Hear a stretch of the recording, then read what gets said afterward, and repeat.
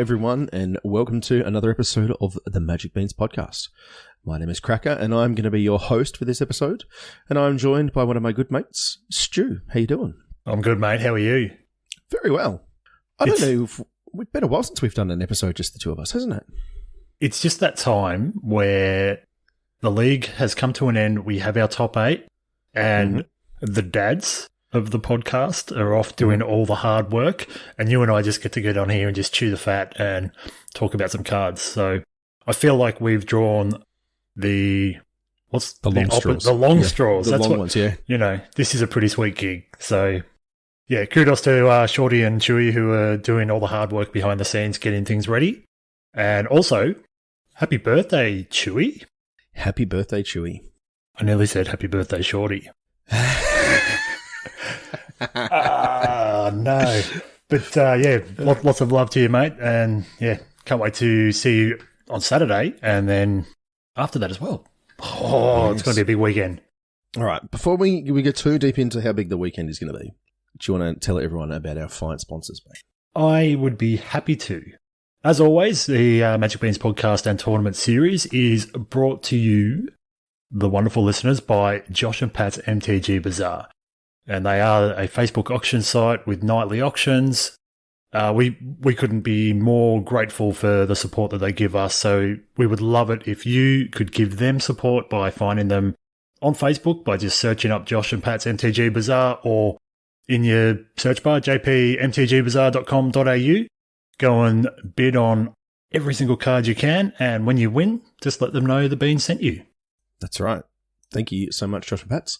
They let us, they sponsor the tournament series, which is, we're reaching the end of our league. But before we get into that, which is going to take up kind of the bulk of the episode, we've got our top 8, as Stu said, and we've got all the deck lists. So we're going to do a bit of a deep dive into all those. A few announcements out in the last couple of days, Stu. Yeah. We thought we should just run over those kind of quickly. By running over quickly, do you mean just skip them entirely? I mean, we could, but then we don't get to just beat on Alchemy for a bit longer. So, oh, you mean our favourite format? It sure is. And we'll, yes, it's clearly everyone's favourite format. Right. So I saw a tweet overnight announcing Alchemy Horizons Baldur's Gate. Mm-hmm. Had we heard of this previous to today or overnight? Or have they just dropped the bomb on us? No, we knew that there was going to be a lot of the Baldur's Gate set coming through. Yeah. They didn't announce specifically how it would be coming into Arena for memory. But yes, we knew that there'd be a lot of the Commander cards coming. Cool. And that's what we're going to see. Unfortunately, they've put them in Alchemy. Yeah. They're pushing it on us. They're really trying to push it on us. And it's not working. So you can have a look if you want. There's an article listing some of the things that they've got up there. You know, they've got the Ancient Brass Dragon listed. You know, you come to a river, which was a card that we already had from the previous D&D set, Portable Hole. So a lot of crossover. A couple of interesting things. They're saying that there's reimagined cards featuring a new mechanic, which we're not showing off yet. So there's literally just blank text boxes on 2 cards. But those 2 cards have got the art from 2 standard legal cards at the moment. They do, yeah. I was wondering about that. I'm very confused. When it comes to Alchemy, I think that's just the default position. Confused. I think so. But it's really weird because they're legendary creatures, both of them, and they've been given new names. I don't get it. Oh, no idea. But it turns out pre-orders are available next week. Thursday, 23rd of June. So if you're ready to throw your hard-earned at Alchemy Horizons, that's when to do it. Absolutely. So, yeah. Yeah, that's kind of it. There's not a lot to be said there. They've literally previewed. In this same article, though, and I think this is really great, is that early access is back again. We had it again with Streets of New Capenna, which we didn't participate in, unfortunately. Yes. But it's back, and that's good to see because I think the early access streams in previous sets were really great for people to be able to just see what the new cards might be like before throwing out their hard-earned wild cards. So, yeah, that's probably the only way they'll get me to play Alchemy is if they give me all the cards for free. Yeah. Yeah, I think you're right. Yeah. So speaking of alchemy and formats in general, there were some interesting stats that we both saw today. Oh, there were. From Untapped GG. So, it's kind of the most enfranchised players who have that installed. It's not scraping every game that happens on Arena, but it's a good number. It really is. So they accumulated both best of 1 and best of 3, and from April to June 6th, there were 2 million standard matches played, 500,000 explorers, 360 historic brawl, 250 historic, and 42,000 alchemy matches. So 500,000, 360,000, 250,000, if I wasn't clear with the thousands part. Now, because I am more excited about Explorer, can you remember when we actually got Explorer? Is it at the start of April, or was it later in the piece? Or is that why we've taken it? Is that why around that time? It must have been. But for Alchemy to not even have 10% of what Explorer's at in that time, I think it tells us something. It does. No one's playing it. No one cared. Explorer was introduced on April 21st. So there's even like a couple of weeks. Wow. So it is like rocketed to the top of people's interest. Yeah. And I think a lot of us thought that it would, because, and it's probably only going to gain more traction now with the bans of Winota and Iteration. Well, I mean, actually, Iteration may see a lot of people drop off. It's certainly seen me drop off. We're talking about the next one-day event we're going to do, and it's going to be Explorer, but I said no because they've banned Iteration, and I need to just keep playing that. So we're going to make it historic. No, I'm kidding. We're going to make it Alchemy. No. Listen. This isn't an official announcement for what we're doing for the next one-day event, though, people. That will come as soon as we... From one of the grown-ups. I mean, Chewy may have seniority over all of us, but I don't think he's a grown-up. Yeah, no, even though I referred to him as one of the dads of the podcast. No, he's definitely not. Well, I was going to say, you and I have been dads the longest here, mate. Yeah, we all make mistakes. I kid. I love my family. We love our children. We love our children. Okay, Amelia's gone. Anyway, enough. I was going to say enough nonsense, but it's an interesting snapshot. We saw these stats a little while ago. I think that was pre-Explorer. We looked at these last, but that's a huge difference, man. Yeah, it is. It really is. And look, it's not that I want to see a format fail, but we were really excited about it when it released. And that's the thing, and I think that's why I won't say I'm upset. I'm not losing any sleep over Alchemy and the iteration that it exists at the moment. But I thought it was going to be great. I thought it was going to be fixed standard as they portrayed it to be. And I don't want to hash over all things that we've discussed over and over and over, but it could have been so much better. It's not too late, but I think Explorer's out now. Sorry. And then it's going to roll into Pioneer, so Alchemy may just die. Yeah. But hey, again, if you want to get your Baldur's Gate cards, Alchemy is the way. Well, I mean, they will be good in Historic Brawl, which is actually more popular than I thought. I think that's pretty cool. And well, I think that's just testament to the fact that people love Commander. Imagine if there was multiplayer as well. Like, I imagine it would see way more play if you could play 4-player. Oh, absolutely. It's just 1v1. How much fun would it be streaming 4-player Brawl within, it'd just go amazing. Yeah, it would, for sure.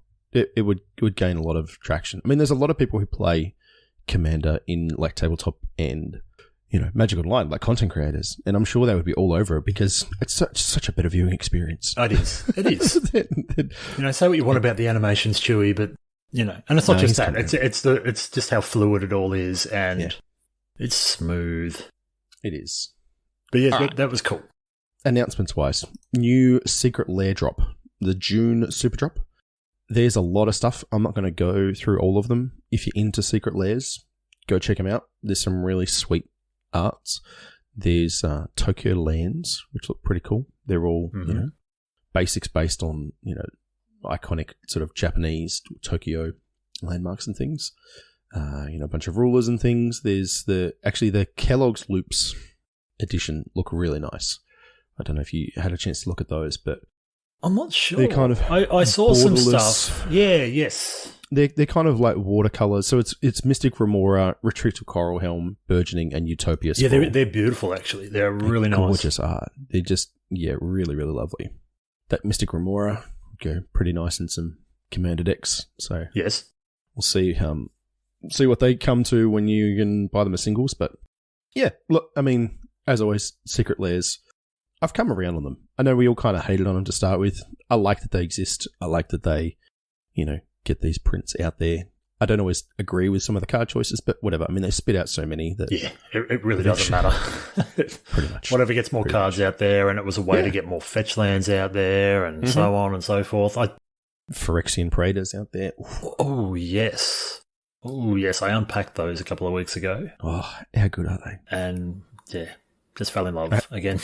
Yeah. I have 3 of them sleeved up ready to go for a terrible Esper commander deck that I've got. Okay. Oh. So I have no idea. I just went, well, I'm playing Esper. I have these. I'm going to put them in. Will they show up in between drafts on Monday, or? I don't know. Maybe we'll see. We'll see. All right. What else have we got? That's all the announcements I think that we've had since last week. So. Yep. So I think we should just get down to what we came here for tonight, and that's the New Capenna League breakdown, meta finals breakdown. I don't know. I'm just throwing words out there now, Cracker. Take over, please. Okay. So this Saturday is the Streets of New Capenna top 8. So we've gone from a top 16 double elimination. We've made our way through to our top 8 after 3 weeks of competition. I think we had about 48 players this time around. We did, yes. So just under 50. And yeah, we kind of battled it out and had a lot of fun. And now we've reached our top 8. So as is our tradition, we like to kind of go through all the deck lists that we have and then, make wild predictions with absolutely no experience on these decks because it's just fun. Absolutely. All right. It's lots of fun. Let's just start quickly. Let's just go through one at a time. So we've got Pete Magic. So we saw Pete play at the last top 8 and did really well, actually. Pete played really well. I was impressed. That was the first time I think we'd seen them playing in one of our leagues. I know they'd played one of the historic events before that, but they have brought a deck that you know way more about than I do. Yeah, I know a little bit. I don't know that I know that much. Well, you played it a bunch. I played against it a bunch. I did play it a bunch. I don't play it a bunch now, though, but I don't really play Standard. It's runes, people. We should probably just say yes, it's runes. Rather than dancing around what this deck. It is Naya runes. It's runes. And it's a pretty... Are we going through the list now, or are we... Yeah, let's do that. Yeah, I mean, it's a pretty standard runes list these days. Mm-hmm. The key differences to what I can remember from when I was playing runes, I say that like it was years ago, it was like a week ago, but still, is that we have 4 copies of Fable of the Mirror Breaker in the main deck, which I've never played with in runes. So I'm interested to see how that plays out. Yeah, it's really good. Fable is just it's a good card, absolutely. And yeah, otherwise you've got the classic package of your generous visitors and your naturalists, Kami, Runeforge champions, all the runes. We've got the single copy of Hallowed Haunting, and yeah, there's no others in the sideboard there either. So just the one. Which that's a bit of a flex slot, I think. I feel like I tend to see more portable holes and things. There's some more removal perhaps, but yeah, look, I mean, curving these things, Runeforge champion and Duke Naturalist, and then like showdown. I was playing against actually your brother in the league. He was playing this. It's terrifying. Like this thing it can be really, really scary. It still has those crazy draws. I was playing, he had a 25/25 Kami of Transience. Oh, yeah. Which has got Trample. I mean, Fading Hope is really good against that. But, it is. And it had Lifelink as well. Like, it was just... If you don't have that interaction, this deck will just... it has a game plan, it knows what it's doing, and it will, stomp its way through. It's just still really solid. Yeah. Particularly if you know how to play it well. And if you time your Tamiyo's safekeeping. Yeah, absolutely. I think... And I've said it before, it just has so much longevity. It rebuilds so well. Mm-hmm. Thanks to things like your Showdown of the Scolds and even Hallowed Haunting, which I feel like and we'll go through the other decks as we continue on. It's interesting that it's listed here below Fable of the Mirror Breaker because Hallowed Haunting is often the Mirror Breaker in a mirror match. Mm-hmm. You know, if you can get yours out first and start flying first, it's usually game over.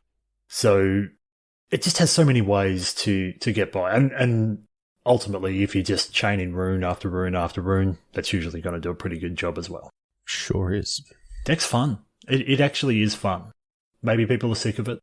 I mean, I guess I am for the moment, but it's a good deck. Yeah, I think it's one of those things that's just fallen out of favour for, because it didn't have any new cards. It didn't pick anything up. Yeah, but yeah. It's still the most. I mean, it is the most aggro of the decks we have. It is, isn't it? Yeah, definitely. There's no mono white, no mono green, no spoilers, but this is the most kind of beat down. There's no mono white. No, I'm surprised by that. It's not very good at the moment, I don't think. It's true. I don't know. I always seem to struggle against it. Yeah, that's fair. But it's me as well, so I don't know. All right. So the next, unless you have anything else you want to say about, I don't think there's much more you can say about runes, but I think it's all been said before. It's just a good, solid deck that, like you said, if you can't interact with it, you're going to have a hard time. Exactly. So the next deck we have on our list, and we actually have two that are very similar. So we've got the Goat. Oh, no, sorry, we've got Linden and the Goat. Yes. Linden, who has they both brought Teamer Titan. So what do you think about this deck, mate? Sorry, I'm just getting distracted at the moment. Our Discord is, in fact, popping off in our ears. It is. It just doesn't stop at the moment while the dads are working hard and posting memes. Look, what do I think? I think it's a classic. Is it deck? It's right. It's got 3 green pips in one of its cards. It has more green dots than anything else. Card. It's a classic. What do you call that? Like it just doesn't feel team, but it's so easy to get that third land in, or that third color in the deck, especially when you're running treasures and stuff as well. To just go, 3 green pips on a Titan of Industry, get it in. Let's do it. Yeah, I mean, you kind of, and I hate saying that your mana base is free, but the pathways do an excellent job of fixing your mana.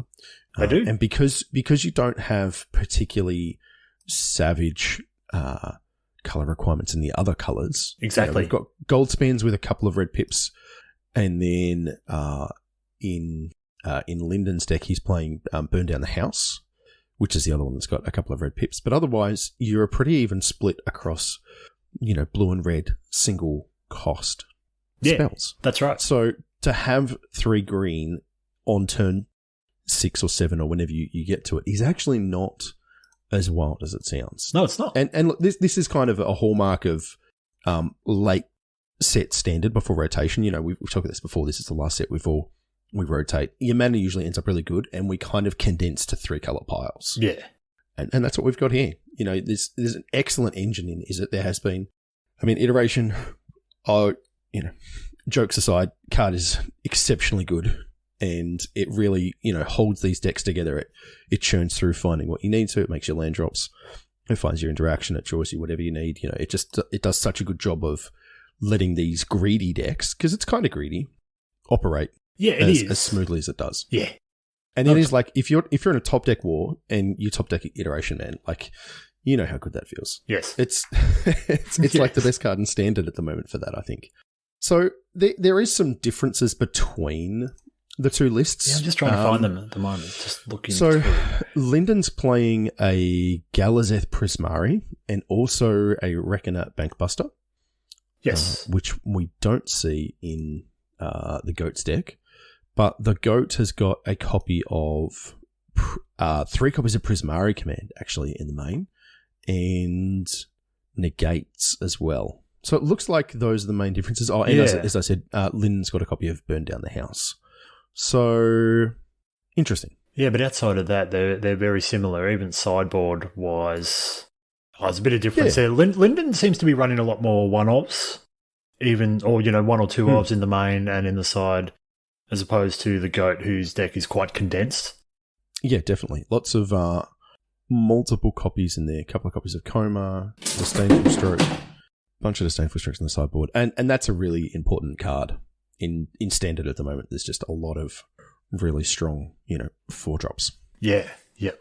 I mean, Chewy has been playing this deck to some pretty good success. He's kind of been singing its praises for a little while now. He played it in the ESL and, got to the top 8 of that, kind of running things over. And look, Titan is a house. It just it does so many things. It's kind of nutty. It is. That they just get to play it for free. You should try drafting it. Oh my goodness. It's just ridiculous. Amazing. Yeah. I'll probably just scoop on the spot. Usually, yeah. Yeah. That's the kind of effect you want from your mythics though, right? Yes, absolutely. So, speaking of Titans... So we have one more Titan deck, don't we? We do. And it's not Teamer. It's not. It is, in fact, Jund. Who brought Jund to the table? Roland Royce. Who apparently wants to win 45% of his matches. Wants to win 45% of his matches? Yeah, isn't that Jund's thing? It wins like 45% of all its matches? Yes, but when it does... It does it really well. It does. Well, actually, it grinds it out really well. That is true. So slow. That's what we're trying to do here. So I don't know if we've talked about this kind of list before. Jund is kind of nothing particularly new. It had a big splash at the start when Ob came out. Yeah. And then Ob kind of wasn't, in fact, the broken in half card that everyone thought it was. It's still exceptionally good. I think it's still underplayed. It's a good card. Honestly. And I was big on it being broken. And you know what? I got to eat some humble pie. I don't think it turns out you can take 2 full life a turn quite comfortably. Or at least I can. I mean, it depends on the pressure that it's being backed up with. Yeah. And that's something that this deck is trying to do, actually. It's not the slowest Jund build. We've got, Blood Tithe Harvesters, which hit pretty hard. Yeah. Full 4 Goldspan Dragons, a couple of professional face breakers, the Riveteers Requisitioner. So I'm so glad you said that word, because I was just looking at it and going, don't throw to me. What about the next one? The Tenacious Underdog. That's a great card. Yeah, it is. And look, that is how many? 9 copies of 2-mana, 3 power creatures. Yeah. So, I mean, that does 2 things. 1, it beats down really hard, and 2, it fuels your Ob really well. So if you go, particularly Tenacious Underdog, and then sacrifice it or casualty it to an Ob on turn 3, you're kind of just doing it, right? Yeah, absolutely. That's where you want to be. That's the play. Yeah, 100%. What other exciting things do you see, or just powerful things? I see Titans. Yeah. So, we're just running the 2 of, so, we're not seeing the 4 of that we had in the other 2 decks. After that, it's nice to see a Riveteer's Charm in there, being Jund. So that'll be good to see what that can do.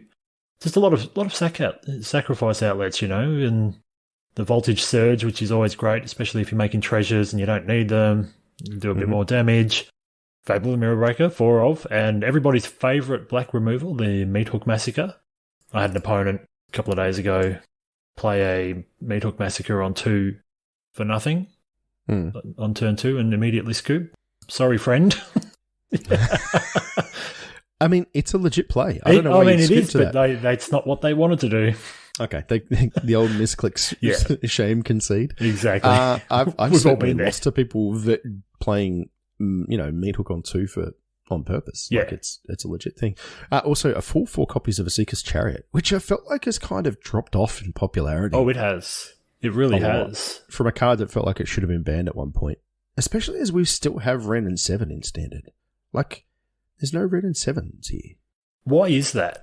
I don't As a seasoned veteran of the game, what would cause them to fall out of favour? Just doesn't line up with things at the moment. There's just better things to do. Yeah, at 5 mana. kind of. You're either going under, like we see here, like of the 17 creatures, I mean, you know, you've got Goldspan, but Goldspan's stupid. And then Titan of Industry. Everything else is a 2-drop. I love Goldspan, but it's a stupid card. I love Goldspan as well. And then, I don't know, it's just, there's no ramp deck at the moment. We're not ramping. We're not ramping with lands. We're ramping with treasures. Yeah, and I think that's where you're not making these 11/11, tree tokens or whatever they were. Yeah, true. You're right. That we were earlier on. See, that's why I asked you the question. I think you figured it out. This is we got there. Yeah, there's just and look, there's a lot of fabled. Fading Hope, is, kind of a dirty thing to do against tokens. Whereas, like all of these other cards, they've all got like ETB effects or haste or, there's kind of no downside. So, as far as removal spell, particularly with Esper running around as it has been a lot, I think that just lined up pretty poorly with what they were trying to do. Yeah. So, as a whole, what do we think of this Jund list? It's funny, we always, in the past, we'll see a Jund list come up ahead of our finals and we'll be like, oh, I want it to do well, but it's just Jund and it's not well placed and all this. I quite like it. I think, as you highlighted with the number of 2-drops, I think it's got the potential to get really aggressive earlier than a Jund deck normally would. I think this feels more like Zoomer Jund than Boomer Jund. Yeah. As far as like talking in modern terms, right? Yeah. I think this is really going to put a lot of pressure on people very early.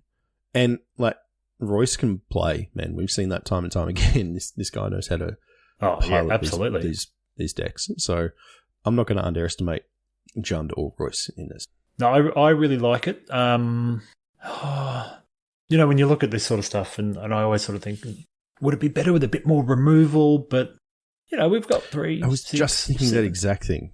And the removal that we have got outside of Voltage Surge is potentially quite expensive. Mm-hmm. I mean, Hagramorling feels well placed. We've only got the one of them, but, everybody's running not many basic lands. Looking at this list, in fact, 0.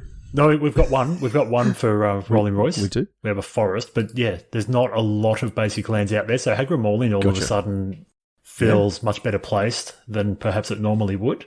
Yeah, at actual murder instead of being 4 mana. Not that. Yeah, I don't know, but we do. A couple of Infernal Grasps in the sideboard, and obviously Meathook being the best. Yeah, for sure. But maybe it's just lacking on the removal side of things. I don't know. Maybe the aggressive plan just gets in there and does all the heavy lifting. I think I can see this doing a lot of chip damage early. Yes. And then, like you say that you can take a bunch of damage from Ob, but it does add up really quickly, particularly if you're being pressured by like tenacious underdogs and things like that keep coming back. And then you can kind of just... And then if all else fails, you're gold spanning into Titan. Yeah, exactly. And then you're fabling your Titans as well. Like that's got to be one of the best things you can do in Standard right now, I think. Yeah. So, definitely a good split here, I think. I like it. I do like it. Looking forward to seeing this one play out. Yeah. What's next? All right. Our next is a first-time competitor at the top end of our tables, which is fantastic. That's not true. Sarah Soldiers has been crushing it all this year. Historic one-day event champion. That's true. In terms of the league, this is the first time she's made to the top 8. So congratulations, well Sarah. done. And I partner with Azzy G, who has piloted this deck in some of our previous leagues to some pretty good success. We are blue-white mid-range disruptive. So I said there was no mono white, but this is probably the closest thing we've got to it. It is. There's a fair bit of blue though. There is for sure. But So, do you want to give us a quick rundown of what you see here? All right. So, naturally, we're playing white, so we've got Wandering Emperors.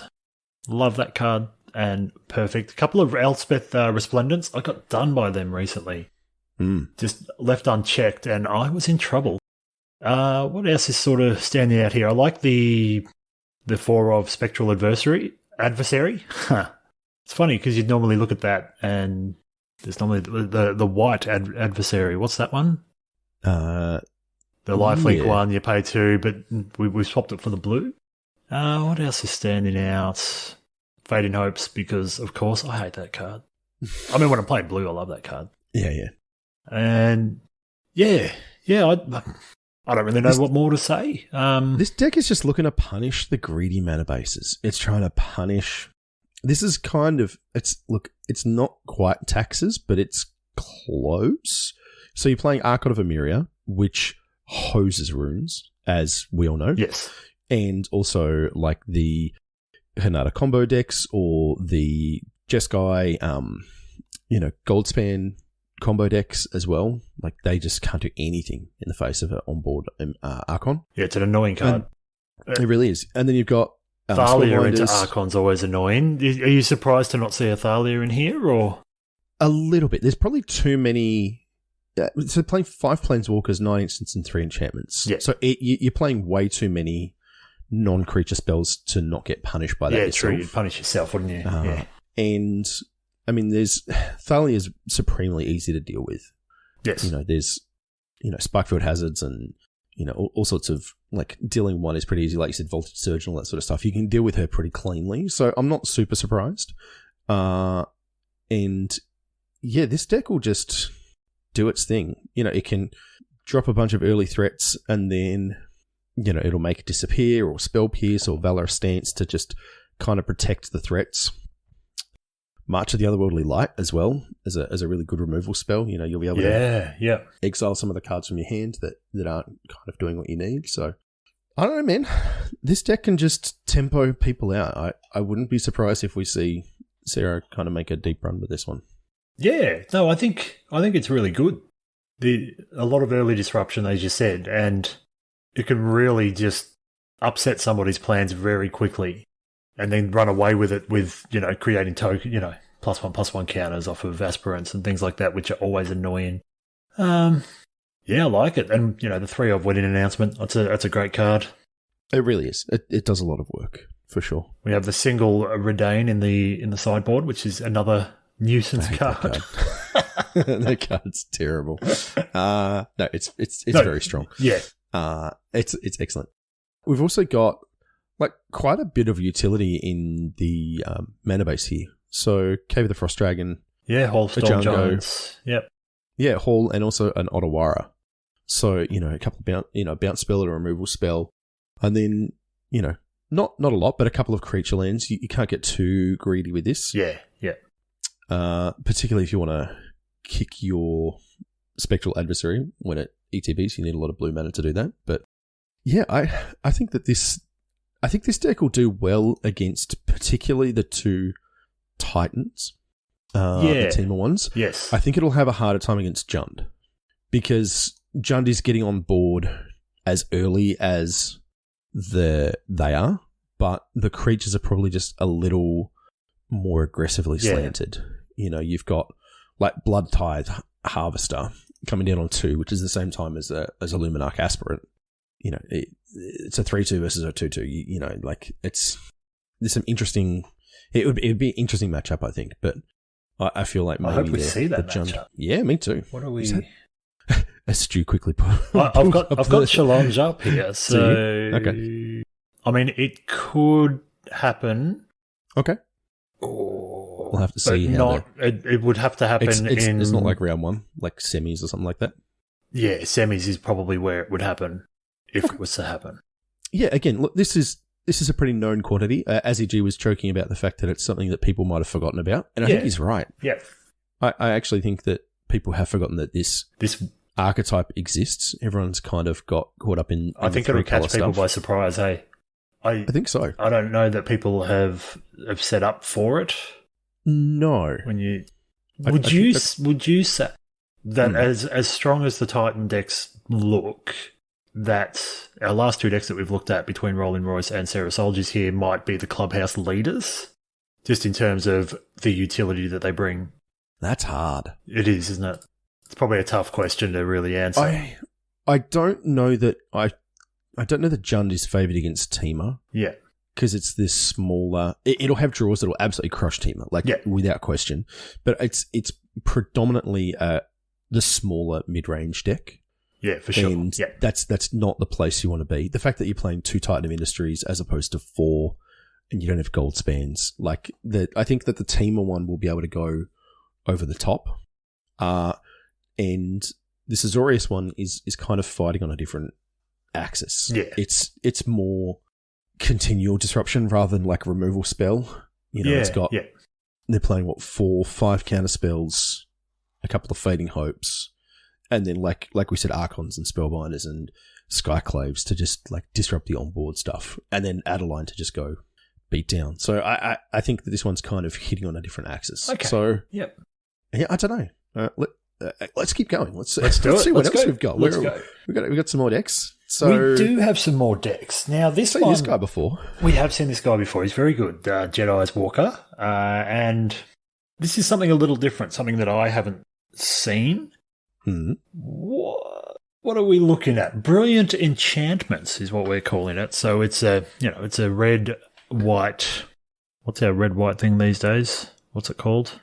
What are you talking about? Red-white decks. What are they called? Boros, that's the one. Or Lawhold, if you want to be Strixhaven-y. That was the one I was trying to get to, just to see if it stuck, but I couldn't remember that. But yes, Boros. Enchantments. All right. So what do we got here? Brilliant Restoration. I'm sure we're all aware of this card. It's 4 whites and 3 generics for return all artifact and enchantment cards from your graveyard to the battlefield. I like this card, Cracker. It's very expensive. It is. It's And so we are running... It's interesting. Outside of 9 sorceries, we are running 28 enchantments. That is a great many. That is a great many. I'm sorry. I'm trying to work out...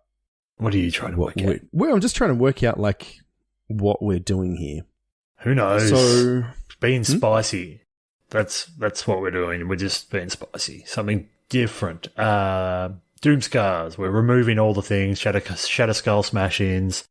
Hoping to do fancy things with our Fable of the Mirror Breaker. But what exactly? I don't know. I mean, yeah, ultimately we've got like a bunch of sagas. They all do things. And they all do things. I'm just having a look at like what the flip side of them is. So there's a 2/2 first strike. Yeah. I think that this is just a value deck, as weird as that sounds. No, I was just going to say that. And it is value because... It is. There's a lot to be had, which is why it's so hard to kind of, at a glance, work out like all the different pieces. This is one of those ones that, you'll be commentating and it's like, I don't know how they get out of this, and all of a sudden they'll just chain 3 things together. Like, I don't know how I didn't see that. Yeah, a lot going on. I mean, Brilliant Restoration is certainly a really strong card if you can bring it all back. You usually see this kind of effect when people are trying to do a bit of self-mill. Yeah. It's quite often a way that we get to those kind of end games. But if you get in the case of sagas, like you said, it's just value, right? Mm-hmm. Every saga that you've got transforms to a creature, or is exiled and transforms into a creature at the end. And when they all die, you can Brilliant Restoration, just bring them all back and start the cycle again. Yeah, and look, rebuying Showdown multiple times is going to be really strong. You're going to run out of cards but then you bring them all back again. Yeah, I don't know, man. If you lose by decking yourself, I don't think you lost. That's just my opinion. So the Portrait of Michiko is kind of your big finisher, I guess. That's the flip side that says it gets +1/+1 for each artifact or enchantment that you control. Yeah.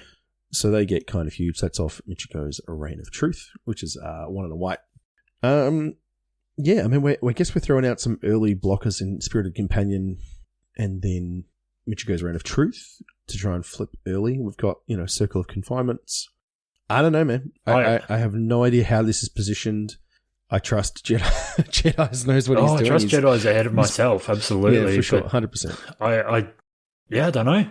This one will be really interesting to see play out. This is I wish I could literal unknown quantity. Like I've got no idea what it's going to do or how it's going to work, but I'm excited to see it. Yeah, me too. It'll be a lot of fun. Really condensed sideboard. Ran out of enchantments. just exhausted the Boros enchantment list.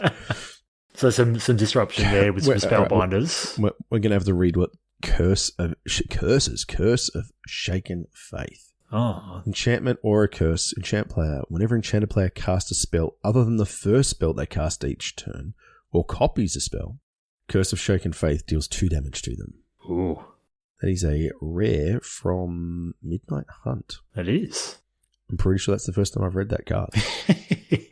I mean, that seems really good against, we talked about that, these runes and, the Jeskai decks, they all just want to chain off a bunch of spells and have big turns. And if you're taking 2 every time, then it's going to hurt you. That's a real clock, for sure.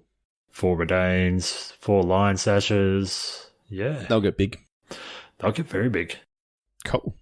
Okay. I'm excited to see what it does. I always like to see something a little different, and I think this is a lot different. It is a lot different. It is very, very far from all the other lists that we've got, which is what's kind of thrown me for a loop here. Yeah, exactly. I'm the same, but here we are. So this next deck, though, something we have seen before. This is Mr. M. I believe this is their first time in one of our top 8s as well. I think so, yeah. I actually played against Mr. M. They were in my group. Oh, yes. And they were running this list. So you're very familiar with it. Yeah, this is the Hinata combo style deck. Jeskai and Hinata? Jeskai Hinata. Yeah, it's not the combo list, I guess, that's not playing the kind of go infinite with your gold spans. Oh, yeah. But this is trying to, Hinata into Magma Opus, which is... That's the dream. It's a really good thing. Also, Crackle with Power, singleton copy. I don't know that I've ever read this card either. From Strixhaven. It is red XXX. Crackle with Power deals 5 times X damage to each of up to X targets. Ooh, okay. I'm down, man. So with Hinata, you get to target 3 things for 1 for free. So it's red with 3 targets, deal 5. Is that correct? Maybe. Oh, I'm always difficult with cost reductions, and X's always confuse me. No, you should see me when I'm on Arena Man, and like even with the client there, and I'm like, and it's like, you don't have enough mana for that. Oh, No, and then in the end, I leave mana on the table. Yeah, that's the one that's got me a bunch of times. Yes, exactly. Shatter Skull. I'm like, I'm 1 short, or I paid 9 and I only needed to pay 6 because it's doubled now, or something like that. I do that all the time. Yeah, me too. I'm glad I'm not alone in that. No, it's fine. This deck is strong. It's doing early disruptive things. So, iteration, Flamebest Bolt, Make Disappear, Dragon's Fire, Syndiclasm, and then a bunch of one-offs. Jawaris, which they always have on turn 1. Always got it. Always got it for your turn 2 play. Exactly. And then, 4 Goldspan, 4 Hinata, and 4 Fables as well. Oh, yeah. And Fable plus Goldspan is a dirty, dirty thing. It's gross. And I love it. I don't see anything particularly new in this list. It is slightly different to the version that I played against. They had more copies of March of Swirling Mist when I played against them. I think they had at least 2 in post-sideboard games, which was, really good. In one of the games, they had a Hinata in play, and then they cast a March, which phased out like my Goldspan and my big Ledger Shredder, and then they attacked for 4, and then they got to Goldspan and kill me next turn. So, this deck doesn't have to do the Hinata plus Magma Opus thing. Obviously, that's its trump, but it's a 4/4 flying trample for 4. Yeah, exactly right. Hinata beats down really hard. Yeah, it does. So I will be interested to see how this lines up against the teamer lists. If they can, if Mr. M can keep the Titans off the board, I think that they will be in a good spot. And if they can't do that, then that will be a real challenge. Yeah. The Titans with Reach and Trample are kind of hard to deal with. You've got both marches, which will get them out of the way temporarily, but there's just a lot of value there. So you need to kind of have them basically dead before they stick out of any of the decks, the Teemo ones, or even the Jund one as well. Yeah. Seeing anything else interesting? Any sideboard cards that leap out at you as being kind of fun or particularly important? No, not particularly. It's all very much, a one of Hullbreaker Horror, just because. Yeah. And that's really it. It's really it. Like you say, it is the deck that I've seen a lot of and had a lot of trouble with. I'm surprised that we're not seeing, just kind of going back through all of the lists, more copies of Thundering Rebuke. A lot of our players are playing red. In fact, all of them so far except for Sarah Soldiers have got red. Yeah, they are. And there's like 1 or 2 copies of Thundering Rebuke kicking around, which is interesting because it's a really clean answer to kind of all the big... There is literally 3 copies in the 7 decks we've looked at. Right. 1 in one deck, 2 in this one. But it's a clean... I mean, to Goldspan, to Hinata. Also, if you can do it with... I've gone blank on what the Esper one is. Yeah, anyway, the Esper that is a 2/4. You need to be able to... Which we don't actually see of any of it. No, we don't have any, but I know the card you're talking about. Which is why I've gone blank. The one that, draws cards and puts counters on things. Yes. When you attack. Anyway, just an observation. Somebody will tell us in the Discord tomorrow morning. Everyone else knows. You think you know Magic cards until you have to remember them on the spot when you're being recorded, and then you've got no idea what even if I'm not being recorded, I can't remember them on the spot. Was giving us an out, man. No, it works for you. That's fine. So we have 1 deck remaining. We do. Tell us about it. It's Kelvin L, and they have brought... I called it Grixis Vampires. We kind of thought, maybe not. It is. But one of the dads has actually listed it as Grixis Vampires, and so now it's going to stick. So we have seen this deck before. Mm-hmm. Maybe not. It wasn't in our last league, was it? No, there's a lot of New Capenna stuff in here, so that wouldn't make sense. But we did. There was definitely some Koto Soren stuff. I remember that. But yeah, a couple of Katos and a Soren, which are both annoying. Mm-hmm. And then we have a bunch of vampires, some bloodthirsty adversaries, Blood Tithe Harvesters again. Mm-hmm. The 4 of Corpse Appraiser, which is just quite a good card. Yeah, it really is. Evelyn. 2 Evelyns, the Covetous, just the one of the Tenacious Underdog, and a singular Valky. So that's the creature package. What else have we got here, Cracker? We have... I mean, I just can't get behind this deck, and I think I talked about this the last time I saw this list. Yeah. They're playing 1 iteration. Yes. Why are you playing 1 iteration? 1 iteration, 1 Duress, Hagra Mauling, some Grasps, a Soul Shatter, a Spell Pierce, Voltage Surge, and then... Is iteration just one of those cards that... 2 Meat Hooks. Needs to be 4?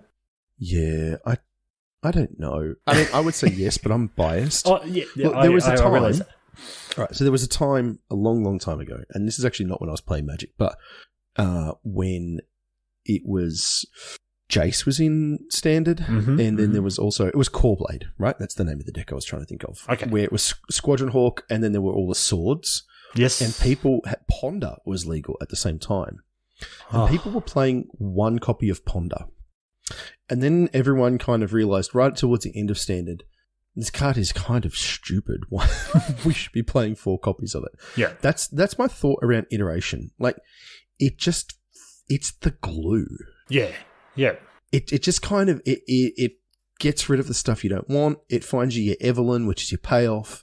It finds your Meat Hook. Like, I don't know, man. It's just, because we have the thing that kind of holds this all together. We have 3 other decks running Expressive Iteration, and they're all 4 of. Yeah, correct. And we just have the 1. It's interesting, but I think I agree with you that it needs to be lots because. Or something different. Like, it doesn't have to be iteration. Well, no, it doesn't have to be. But you could even play, like, trying to think there's kind of nothing equivalent. Like, Behold, the Multiverse, ?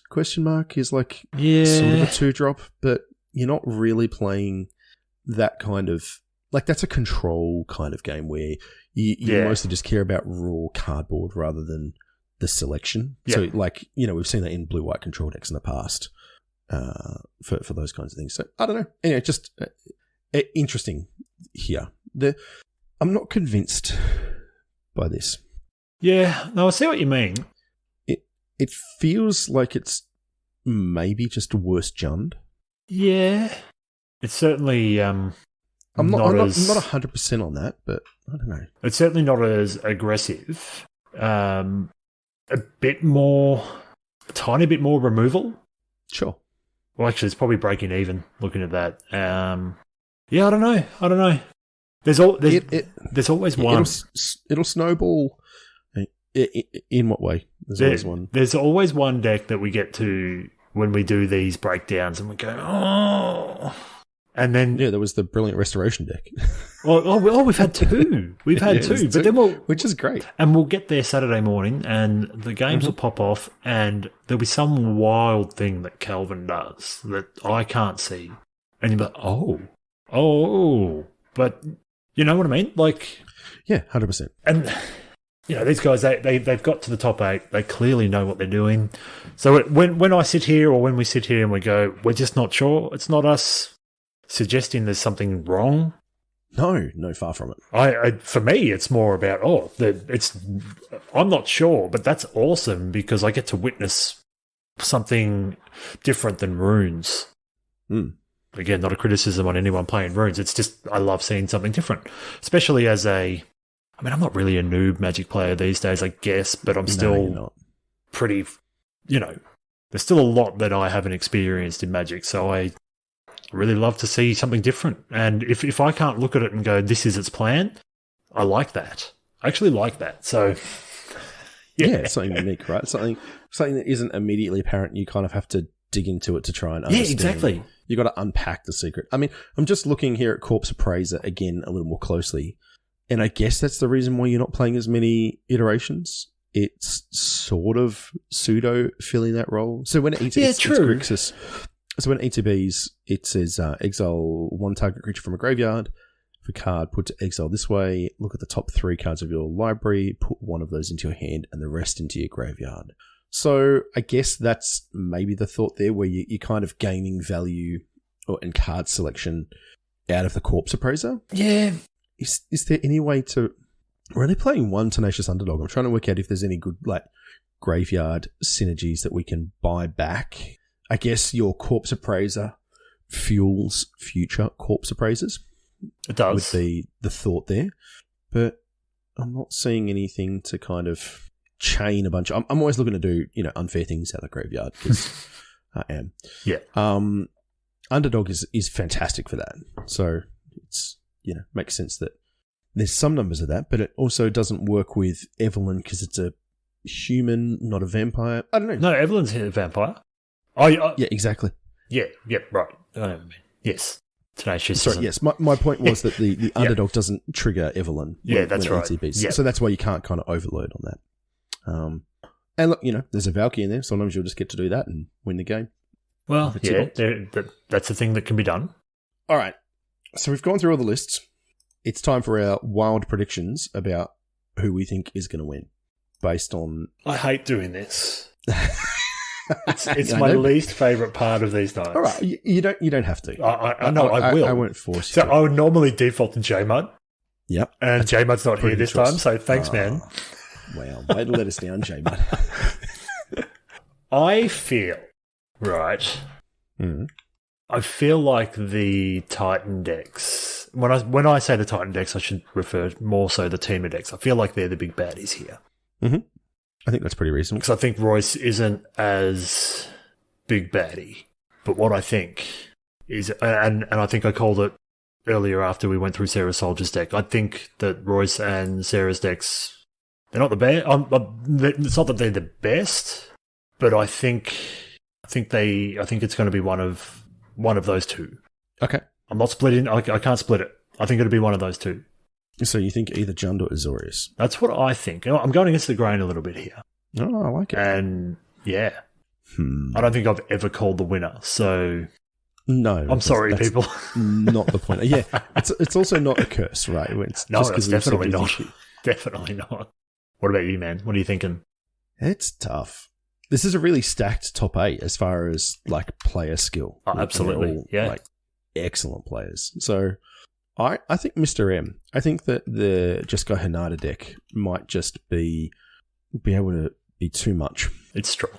It's very strong. I think it can hold up some of the interaction it needs to and just kind of go right off when it wants to. So yeah, let's go with that. I think that Jessica Hinata is my pick with Mr. Awesome. And representing the group I was in as well, which added bonus there. Yeah. Yep.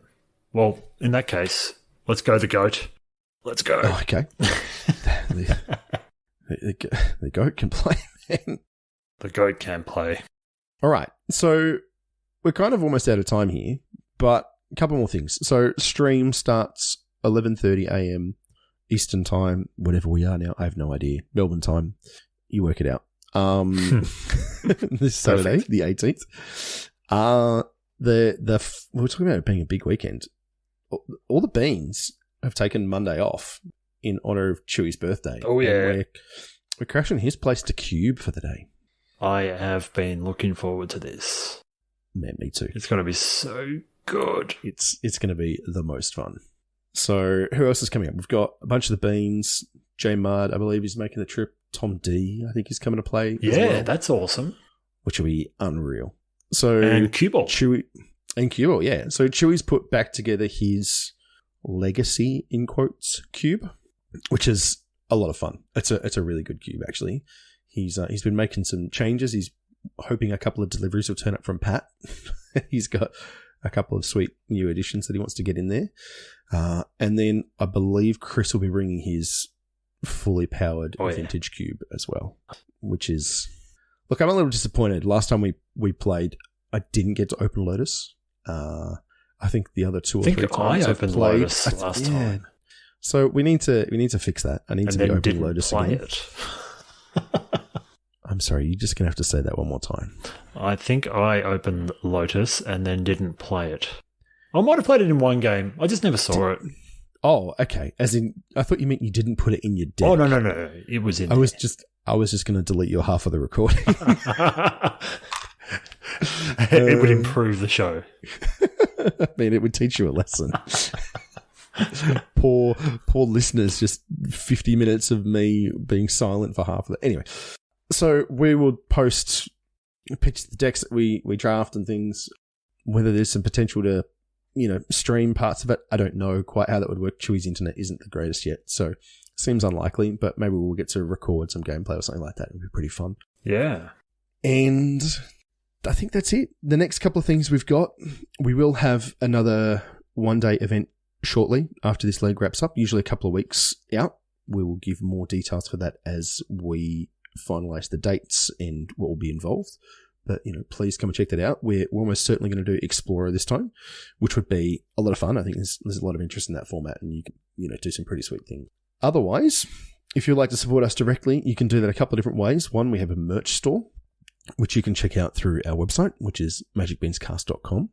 Otherwise, as always, big thank you to Josh and Pat's MTG Bazaar. You can go and check them out at JP MTG Bazaar. They do sponsor us and, importantly, the tournament series that we're running, and all the prizes that we've got up on this Saturday are, mostly in part to them. So big thank you to those guys. Otherwise, YouTube, Facebook, Twitch, Twitter, Magic Beans Cast, kind of everywhere. If you would like to follow me directly on Twitter, you can do that. I am at JoelHill_. And Stu, you are? At mstewie. Thank you, everybody. Please come hang out on the stream on Saturday. I unfortunately won't be there, but I'll be trying to tune in when I'm not at my kids' party. And I look forward to seeing the matches, and I hope it all goes well. Any last thoughts, Stu, before we end up? No, that's it from me. As Cracker said, everybody please tune in. It's going to be amazing. There's always prizes to give away, so get involved. Yeah, absolutely. Yeah, we'll be giving packs away and all that sort of fun stuff as well. So plenty of good reasons to jump in and get involved. We love the engagement. So thank you, everyone, and we will chat to you soon.